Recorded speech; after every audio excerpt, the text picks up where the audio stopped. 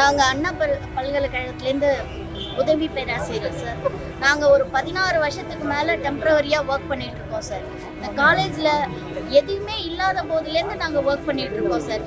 ஃபுல்லாக வந்து உழைப்பு ஃபுல்லாத்தையும் போட்டு இது வரைக்கும் 16 ஸ்டூடெண்ட்ஸ் வந்து போயிருக்காங்க.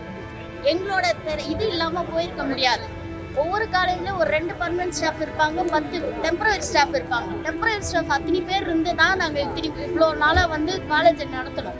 இன்றைக்கி எல்லாரையுமே தூக்கி போட்டுட்டாங்க, நீங்கள் வேண்டாம் அப்படின்னு சொல்லிட்டு. டிசம்பர் மாதம் ஒரு 125 பேரை வந்து பர்மனெண்ட் ஆக்கியிருக்காங்க. எந்த பேசிஸில் ஆக்குனாங்கன்றது அவங்களுக்கு தான் தெரியும் சார். நிறைய ஊழல் நடந்திருக்கு. அதை நாங்கள் வந்து ப்ரூவ் பண்ண முடியல. பல தடவை எடுத்து சொல்லிட்டோம். கரெக்டாக எலெக்ஷனுக்கு முன்னாடி இவ்வளோ போஸ்டிங் போட்டிருக்காங்க சார். அதை வந்து எப்படி போட்டாங்கன்னு நீங்கள் விசாரிக்கணும். நாங்கள் முதலமைச்சருக்கு இதுதான் வேண்டுகோளாக வைக்கிறோம். நாங்கள் ரொம்ப கஷ்டப்படுறோம் சார். 5 மாதமாக எங்களால் நிறைய பேர் வீட்டில் ஃபேமிலியில் எப்படி ஃபீஸ் கட்டுவாங்க சார். குழந்தைங்க இருக்குது, பாதி பேர் பிஹெச்டி பண்ணிட்டு இருக்காங்க. அவங்களால வந்து இப்போ வெளியிலையும் போக முடியாது, உள்ளேயும் போக முடியாத நிலைமையில் இருக்கிறோம் சார். முதலமைச்சர்கிட்ட நாங்கள் ஒரு சின்ன வேண்டுகோள் தான் வைக்கிறோம். எங்களை திரும்பி வந்து உடனே பணிகளை சேர்த்துக்கணும். அதுதான் நாங்கள் முதல்ல வைக்கிற வேண்டுகோள். அதுக்கப்புறமா நீங்கள் வந்து ஒரு ஆணையம் வச்சு எங்களை ரெகுலரைஸ் பண்ணுறதுக்கு பாருங்கள். நாங்கள் ஒரு 14 வருஷம் ஒர்க் பண்ணியிருக்கோம் சார். 2010லேருந்து ஒர்க் பண்ணவங்க இருக்கிறாங்க, 2009லேருந்து ஒர்க் பண்ணவங்க இருக்கிறாங்க. இந்த காலேஜில் ஒன்றுமே இல்லாத போதெல்லாம் நாங்கள் ஒர்க் பண்ணியிருக்கோம். இன்றைக்கி எங்களை அப்படியே தூக்கி வெளில போட்டுட்டா எப்படி சார்? எல்லாரோட வாழ்வாதாரம் பாதிக்கிறது.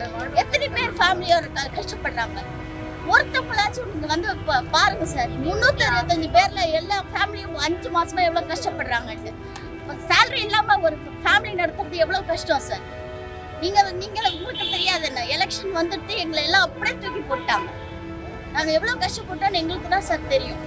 மனசளவில் ரொம்ப உடஞ்சி போயிருக்கோம் சார். இந்த காலேஜுக்காக இப்போ நீங்கள் கேட்கலாம், 5 மாதத்தில் வேறு ப்ரைவேட் காலேஜ் போயிடலாமே அப்படின்னு கேட்கலாம். எப்படி சார் 16 வருஷம் ஒர்க் பண்ணிட்டு நாங்கள் எப்படி சார் போகிறது? நீங்கள் சொல்லுங்கள். நீங்கள் போவீங்களா உங்கள் உழைப்பை விட்டுட்டு?